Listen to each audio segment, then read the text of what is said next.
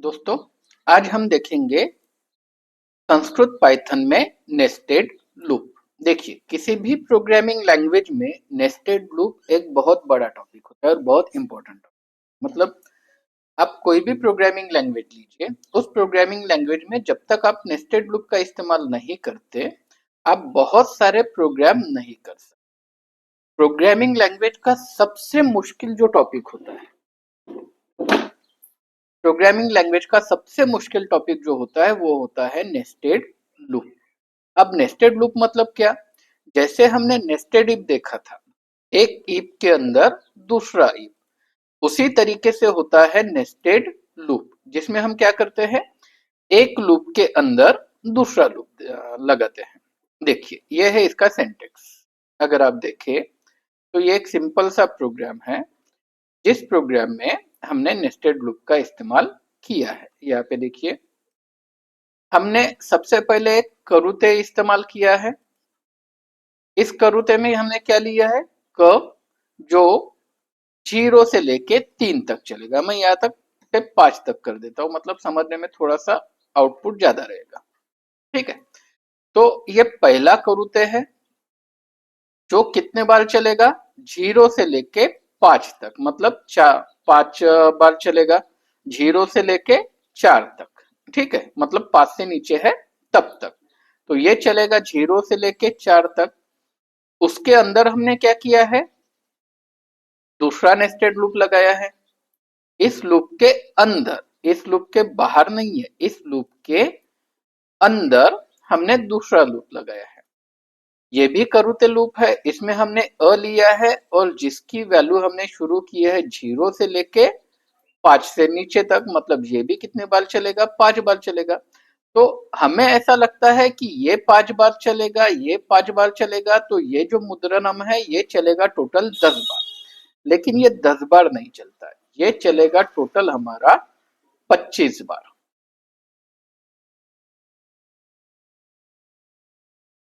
ये देखिए, 1 2 3 4 5 6 7 8 9 10, ये हो गए 10 बार और ये हो गए बाकी के, मतलब ये टोटल कितने बार चला, 25 बार चला। अब ये 25 बार क्यों चल रहा है, देखिए आराम से और बहुत ध्यान से।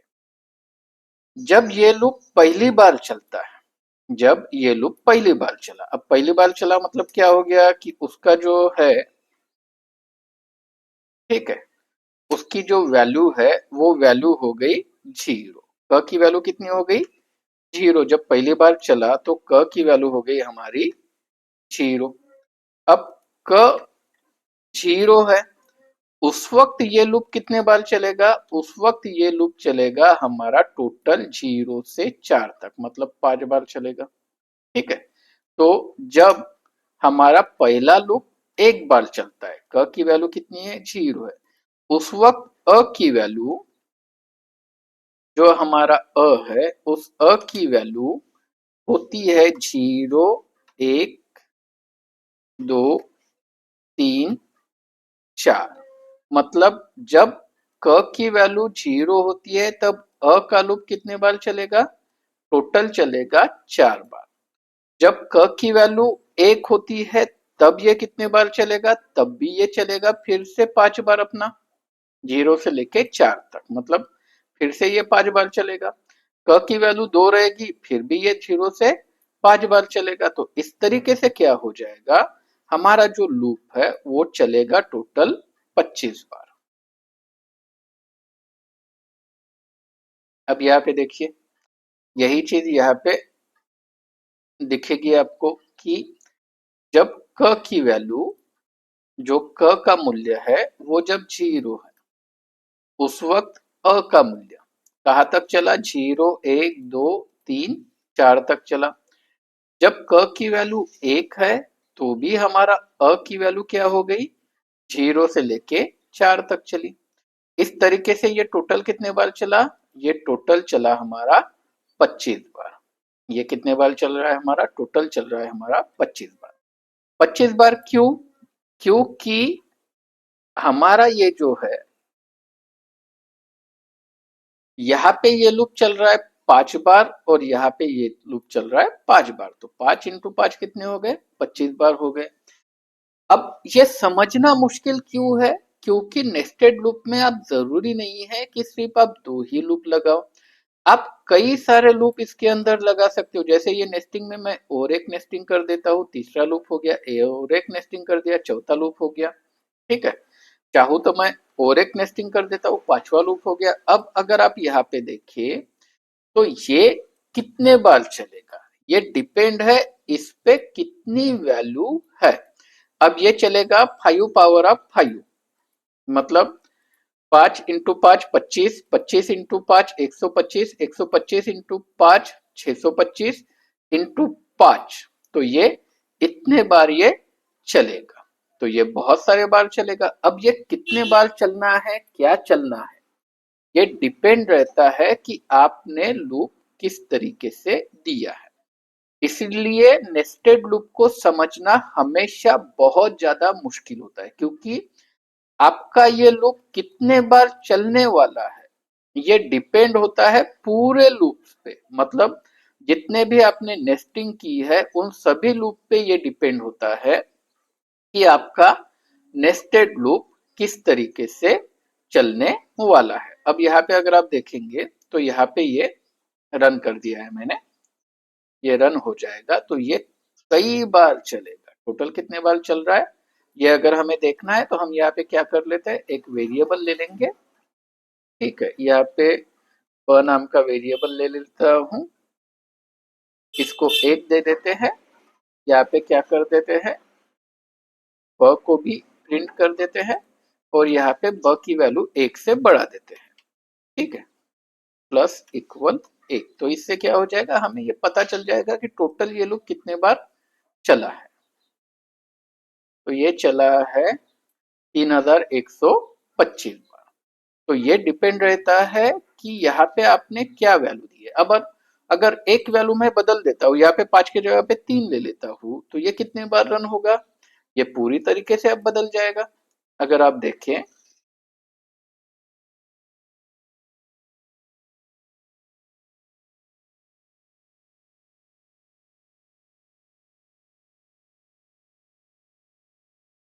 इसी थोड़ा सा स्लो हो गया है,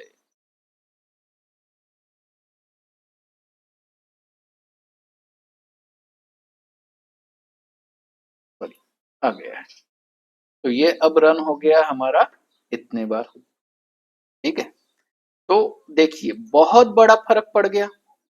पहले बार 3000 से ऊपर था, अब ये 1800 है। तो कौन सी वैल्यू आपने दी है उस पे ये डिपेंड रहता है कि ये लूप आपका कितने बार चलने वाला है। अब दूसरी चीज, जरूरी नहीं है कि आप नेस्टेड लूप में हमेशा करूते लूप ही इस्तेमाल करो।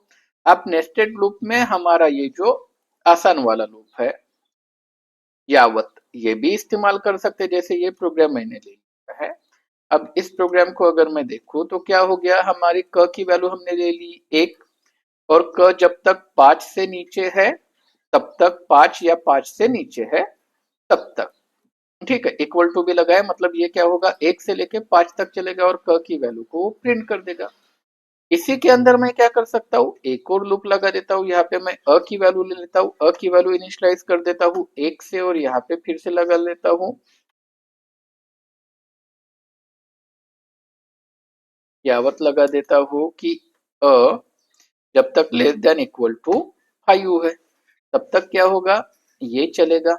अब इसमें क्या होगा, मुद्रणम होगा, और इसमें क और अ दोनों की वैल्यू प्रिंट कर देता हूँ, और यहाँ पे क्या कर देता हूँ, अ की वैल्यू को 1 से बढ़ा देता हूँ, तो अ प्लस इक्वल 1 कर देता हूँ, तो अ की वैल्यू क्या हो जाएगी, 1 से हमारी बढ़ जाएगी। अब अ की वैल्यू हमारी 1 से बढ़ गई। ठीक है, अब ये लूप है, देखिए पहला लूप जो है वो कितने बार चल रहा है, 5 बार चल रहा है। दूसरा लूप कितने बार चल रहा है, 5 बार चल रहा है। तो मतलब यहाँ पे क्या होगा, ये 25 बार चलेगा, जैसा हमने करूते लूप देखा था उसी तरीके से। अब इसका इस्तेमाल करके हम कई सारे अलग अलग प्रोग्राम कर सकते हैं। आप बोलोगे कि सर ये ज्यादा मुश्किल लग रहा है, लेकिन काम का तो लग नहीं रहा, लेकिन ये बहुत ज्यादा काम का। मतलब जब हम प्रोग्रामिंग करते हैं ना, तो जिसको नेस्टेड लूप सही से नहीं आएगा, वो प्रोग्रामिंग नहीं कर पाता। अब ये मैं पढ़ा रहा हूँ इसलिए ये आसान सिंटैक्स बता रहा हूँ, मतलब इसका इस्तेमाल बता रहा हूँ, इसलिए बहुत कॉम्प्लेक्स प्रोग्राम मैंने नहीं लिए अभी तक। ठीक है, आगे चल के कुछ पीरियड के बाद हम इसके बहुत सारे कॉम्प्लेक्स प्रोग्राम लेंगे, तब आपको ये समझ में आएगा कि ये कितना ज्यादा यूजफुल है। फिलहाल अभी के लिए इतना समझ लो कि जिसको नेस्टेड लूप नहीं आता वो प्रोग्रामिंग नहीं कर पाएगा, तो आपको इसको बहुत अच्छे से समझना है। ठीक है, अब देखिए मैं यहाँ पे क्या करता हूँ, मुद्रणम के जगह पे ना मैं यहाँ पे एक काम कर देता हूँ, प्रिंट कर देता हूँ स्टार, और इसका जो अंत है, अब संस्कृत में हम अंत नहीं लिखते, संस्कृत में हम क्या लिखते हैं, मैं एक साथ तीन चार प्रोग्रामिंग लैंग्वेज कर रहा हूँ, उसके वजह से मुझे थोड़ा सा सिंटेक्स में प्रॉब्लम हो जाता है, अंत ही लिखते हैं, बस इस तरीके से लिखते। ठीक है, तो यहाँ पे अंत मैंने कर दिया ब्लैंक, मतलब नई लाइन नहीं आएगी, जो मुद्रणम होगा उसमें स्टार प्रिंट होगा लेकिन नई लाइन नहीं आएगी। और ये जो इंटरनल लूप है, ये लूप खत्म होने के बाद मैं यहाँ पे एक और मुद्रणम दे देता हूँ, वहां पे मुझे कुछ नहीं चाहिए, बस नई लाइन चाहिए, तो ये यहाँ पे अगर मैंने ये दे दिया तो यहाँ पे मुझे नई लाइन चाहिए, इसलिए अंत नहीं लेता, और कुछ लिखना नहीं है, बस नई लाइन चाहिए, तो मैं यहाँ पे ब्लैंक दे देता हूँ। अब इससे अगर मैं रन करूं तो क्या हो जाएगा, मेरा ये प्रोग्राम बन जाएगा जिसमें हमारा एक डब्बा बन गया, पैटर्न बन गया कि टोटल कितने लाइन बन गई, 5, और टोटल कैरेक्टर कितने बन गए, 5, हर लाइन में कितने कैरेक्टर है, 5, 5 लाइन के 5 कैरेक्टर।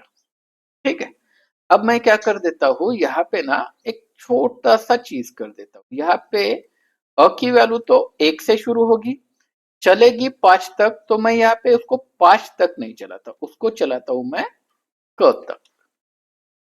तो देखिए क्या हो जाएगा, जैसे ही मैं ये करता हूं तो हमारा ये पैटर्न बन जाएगा, इस तरीके से ये पैटर्न बन गया। अगर आपको इसको थोड़ा सा और एक्सटेंड करना है तो मैं इसको 5 तक नहीं, इसको ले जाता हूं 9 तक, तो क्या हो जाएगा, ये बन गया हमारा पैटर्न इस तरीके से। अब मैं क्या करता हूँ ना, यहाँ पे ये जो स्टार लिखा है मैंने, उसके जगह पे ना मैं वैल्यू प्रिंट कर, इसकी वैल्यू प्रिंट करूंगा। सबसे पहले मैं क की वैल्यू प्रिंट करके देखता हूँ कि क क्या आता है। अगर मैं क लिखूं तो यहाँ पे आ जाएगा हमारा ऐसा पैटर्न।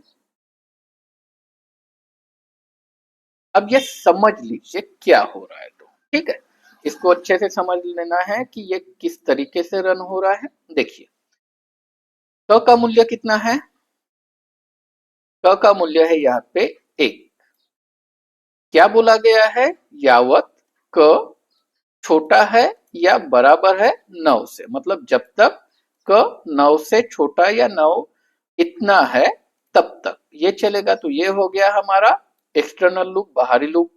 ठीक है, तो ये बाहरी लूप हमारा चल रहा है कितने बार, 9 बार, इसलिए टोटल लाइन कितनी प्रिंट हो रही है, 9। और हर बार क्या होगा, ये लूप चलने के बाद इसके अंदर जो होना है वो होगा, ये लूप चलने के बाद क की वैल्यू क्या होगी, 1 से बढ़ जाएगी। उसी तरीके से यहाँ पे हमने इंटरनल लूप में क्या किया है, हर बार अ की वैल्यू जो है वो 1 से डिफाइन कर दी। अब अ की वैल्यू कितनी है, 1 है। अब यहाँ पे मैंने क्या कर दिया, यावत लिया अ लेस देन क। अब हमने क्या लिया है कि जब तक अ क से छोटा है तब तक। अब यहाँ पे देखिए हो क्या रहा है, जब तक अ 9 से या 5 से नहीं, अ क से छोटा है तब तक। अब क की वैल्यू छोटा या बराबर है तब तक। अब क की वैल्यू कितनी है, 1, तो ये लूप पहली बार कितने बार चलेगा, एक बार चलेगा, और किसकी वैल्यू प्रिंट करेगी, क की वैल्यू क्या है, 1 है, इसलिए यहाँ पे कितना प्रिंट हुआ, 1 प्रिंट हुआ। अब इसी प्रोग्राम को अगर मैं फिर से रन करता हूं और यहाँ पे क के जगह पे अ लिखता हूं तो क्या होगा, इसको अगर मैं फिर से रन करता हूं तो ये इस तरीके से आउटपुट आ जाएगा। इस तरीके से आउटपुट आ जाएगा। अब देखिए क्या हो गया, क की वैल्यू है एक, पहली बार एक है तो ये लूप कितने बार चलेगा, एक ही बार चलेगा। और एक बार चलने के बाद क्या करेगा, उसमें प्रिंट करेगा अ की वैल्यू, अ की वैल्यू कितनी है, एक है। दूसरी बार ये लूप कितने बार चलेगा, दो बार चलेगा, क्योंकि क की वैल्यू कितनी है, दो है। और यहाँ पे प्रिंट करेगा अ की वैल्यू, अ की वैल्यू क्या होगी, एक से शुरू होगी, एक, और क से लेस देन और इक्वल टू, मतलब कितने बार चलेगी, दो बार, इसलिए यहाँ पे प्रिंट हुआ एक और दो। उसके बाद तीसरे बार क की वैल्यू कितनी रहेगी, तीन, तो ये कहाँ तक जाएगा, एक दो तीन तक, इस तरीके से चलेगा। इसी लूप को आप नेगेटिव भी कर सकते हो, मतलब अगर मैंने यहाँ पे शुरू कर दिया 9 से और उसे ये बोल दिया कि भाई तू जब तक ग्रेटर देन और इक्वल टू है एक से, जब तक तू एक से बड़ा है तब तक रन होना, और यहाँ पे प्लस की जगह पे क्या कर देंगे, माइनस कर देंगे, मतलब 9 है, एक से बड़ा है तब तक, और फिर क्या करेंगे, हर बार एक से कम करते जाएंगे, तो क्या होगा, ये बन जाएगा हमारा इस तरीके से पैटर्न। तो नेस्टेड लूप में ना आप छोटे छोटे चेंज करके आपके पैटर्न में, मतलब प्रोग्राम रन होने के तरीके में बहुत बड़े बदलाव कर सकते हैं। अब यही प्रोग्राम अगर हमें करूते लूप में लिखना है तो बस हमें यहाँ पे क्या करना पड़ता है कि संस्कृत, बस हमें यहाँ पे क्या करना पड़ेगा, ये देना पड़ेगा। अब ये लाइन हमारी नहीं लगेगी, ये लाइन नहीं लगेगी, ये लाइन नहीं लगेगी, ये भी लाइन नहीं लगेगी। अब हमें क्या करना है, इसके जगह पे ये लिखना है। बस हमें शुरू कहाँ से होना है, एक से, खत्म कहाँ पे करना है, 5+1, मतलब 5 तक चलना चाहिए, इसलिए 5+1 दिया। यहाँ पे भी क्या होगा, सेम चीज होगी, बस क्या होगा कि हमारा वेरिएबल बदल जाएगा। अब हमें क्या करना है, अ लेना है, और कहाँ से शुरू होगा, एक से शुरू होगा, कहाँ तक रहेगा, क में एक ज्यादा, ठीक है। अब इसे अगर हम रन करते हैं तो सेम प्रोग्राम हमारा क्या हो जाएगा, रन हो जाएगा। देखिए आ गया। अब अगर मुझे 9 तक करना है तो मैं यहाँ पे 9 तक कर दूंगा, मतलब थोड़ा सा आउटपुट बड़ा दिखेगा।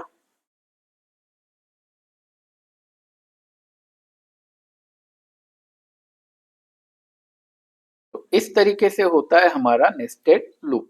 नेस्टेड लूप के हम बहुत सारे प्रोग्राम देखने वाले हैं, करने वाले, लेकिन जो लूप के बेसिक कॉन्सेप्ट है, जो दो और बेसिक कॉन्सेप्ट हमारे बचे हुए हैं कि विरमतु और अनुवर्तु, अनुवर्तते, ये दो किस तरीके से हमें इस्तेमाल करने हैं, और उपेक्षा किस तरीके से इस्तेमाल करना है, ये तीन चीजें हमें एक साथ देख लेनी है अगले पीरियड में। उसके बाद हम नेस्टेड लूप के कई सारे प्रोग्राम हम करके देखेंगे। Thank you for watching.